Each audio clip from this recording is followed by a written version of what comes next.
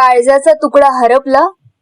कूलरमध्ये उतरलेल्या विजेच्या धक्क्याने 14 महिन्याच्या चिमुकल्याचा दुर्दैवी मृत्यू.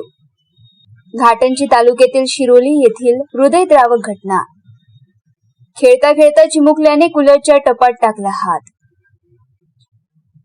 नुकतेच रांगायला शिकलेले पाय, जगाकडे कुतूहलाने पाहणारे डोळे आणि अवघे 14 महिने अनुभवलेलं निष्पाप आयुष्य. पण एका अनपेक्षित अपघाताने या चिमुकल्याचा जीव घेतला. घाटंजी तालुक्यातील शिरोली गावात कूलरमध्ये उतरलेल्या विजेच्या प्रवाहामुळे एका 14 महिन्यांच्या बालकाला शॉक लागून दुर्दैवी मृत्यू झाला. स्वराज सुरल उले असे या मृत पावलेल्या निष्पाप चिमुकल्याचे नाव आहे.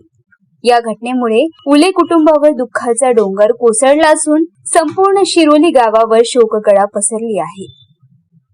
खेळता खेळता घडला घात. मिळालेल्या माहितीनुसार नेहमीप्रमाणे सकाळच्या वेळी चिमुकला स्वराज घराच्या अंगणात खेळत होता. त्याची आई घरासमोरील अंगणात सडा सारवण आणि इतर कामामध्ये व्यस्त होती. घरातील कूलर सुरू असल्याने अंगणात खेळता खेळता स्वराजची पावले कूलर जवळ गेली.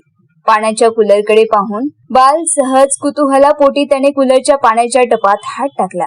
मात्र कूलरच्या लोखंडी बॉडीमध्ये आणि पाण्यात आधीपासूनच विजेचा प्रवाह उतरलेला होता. स्वराजने हात टाकताच त्याला विजेचा तीव्र झटका बसला. उपचारापूर्वीच प्राणज्योत मालवली. ही बाब कुटुंबियांच्या लक्षात येताच घरात एकच किंकाळी फुटली. त्यांनी तात्काळ मुख्य वीज पुरवठा बंद केला आणि बेशुद्ध पडलेल्या स्वराजला घेऊन रुग्णालयाकडे धाव घेतली. मात्र डॉक्टरांनी तपासणीपूर्वीच त्याला मृत घोषित केले. अवघा 14 महिन्याच्या काळजाच्या तुकड्याला अशा प्रकारे गमावल्याने उले कुटुंबाचा आक्रोश पाहून उपस्थित प्रत्येकाचे डोळे पाणावले होते. उन्हाळ्यात कूलर वापरताना पालकांनो सावधान. सध्या विदर्भात भीषण उन्हाळा असल्याने प्रत्येक घरात 24 तास कूलर आणि इतर विजेची उपकरणे सुरू आहेत. अनेकदा अर्थिंग नसणे, वायर्स उघड्या असणे किंवा मोटर्समध्ये बिघाड असल्याने लोखंडी कूलरमध्ये करंट उतरतो.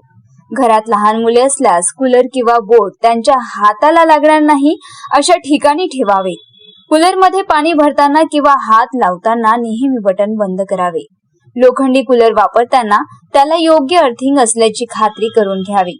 स्वराजच्या या दुर्दैवी मृत्यूने संपूर्ण यवतमाळ परिसरात हळहळ व्यक्त होत असून ही घटना सर्वच पालकांसाठी एक अत्यंत सतर्क करणारी घंटा ठरली आहे.